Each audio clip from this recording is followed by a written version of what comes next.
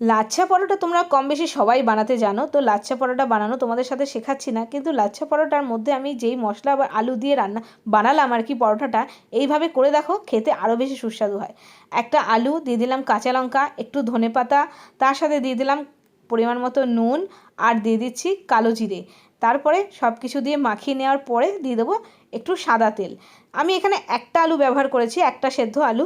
আমার যেহেতু ময়দার পরিমাণটা কম, তোমরা কিন্তু ময়দার পরিমাণ বেশি হলে 2 বা 3টে আলু ব্যবহার করতে পারো। এবার দিয়ে দিয়েছি পরিমাণ মতন সাদা তেল। সব কিছু ভালো করে হাত দিয়ে মিলিয়ে নেওয়ার পরে অল্প অল্প জল দিয়ে ময়দাটাকে মেখে নিচ্ছি। ঠিক এইভাবে লাচ্ছা পরোটার ময়দাটা মেখে খেয়ে দেখো, লাচ্ছা পরোটার স্বাদ কিন্তু আরও বেড়ে যায়। তো দেখো, আমি অল্প অল্প জল দিয়ে ময়দাটাকে ভালো করে মেখে একটু রেস্টে রেখে দেবো। 10 মিনিট মতন রেস্টে রাখলেই হবে। 10 মিনিট পরে তোমাদের আবার খুলে দেখাচ্ছি। ময়দাটা কিন্তু সুন্দরভাবে রেস্ট হয়ে গেছে। এবার আমি ভালোভাবে বেলে নেব। তো দেখো, আমি এই মানে গ্যাসের এই স্ল্যাবটার মধ্যেই বেলে নিচ্ছি। প্রথমে একটু ময়দা ছিটিয়ে নিয়ে, প্রথমে একটা ডো নিয়ে ময়দা ছিটিয়ে নিলাম, তারপরে একটা বড় করে বেলে নিলাম। বড় করে বেলে নেওয়ার পরে লাচ্ছা পরোটা তো তোমরা কম বেশি সবাই জানো কিভাবে বানানো হয়। তো আমি মোটামুটি লাচ্ছা পরোটা এইভাবে বানাই।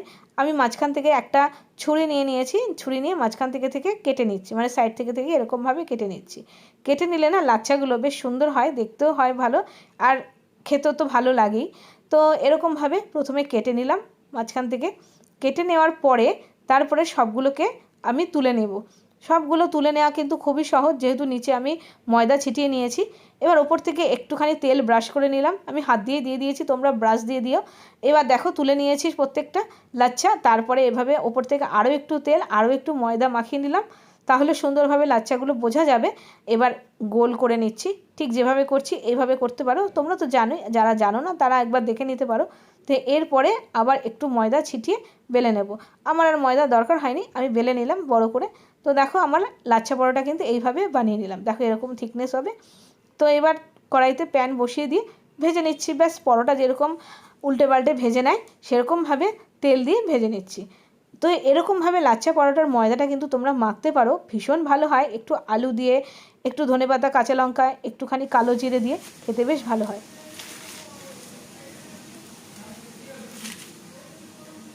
আর এতটা মুচমুচে হয়েছে, মানে তোমাদের কি বলবো, ভীষণ সুস্বাদু হয় এই লাচ্ছা পরোটাগুলো খেতে। তো এইভাবে লাচ্ছা পরোটা বাড়িতে বানিয়ে দেখো, ভীষণ ভালো লাগবে। তো পুজোর সময় এরকমভাবে লাচ্ছা পরোটা বাড়িতে বানিয়ে তোমরা বাড়িতেই কিন্তু এনজয় করতে পারো। তো কেমন লাগলো আমার এই লাচ্ছা পরোটা রেসিপি তোমরা জানিও। দেখা হচ্ছে আরও নতুন নতুন সুন্দর সুন্দর রেসিপির সাথে। ততক্ষণের জন্য বাই বাই। আর এই লাচ্ছা পরোটা কিন্তু তোমরা চিকেন কষা বা আলুর দম বা পনির দিয়েও কিন্তু সার্ভ করতে পারো। তো আজকে এই পর্যন্তই। Bye bye.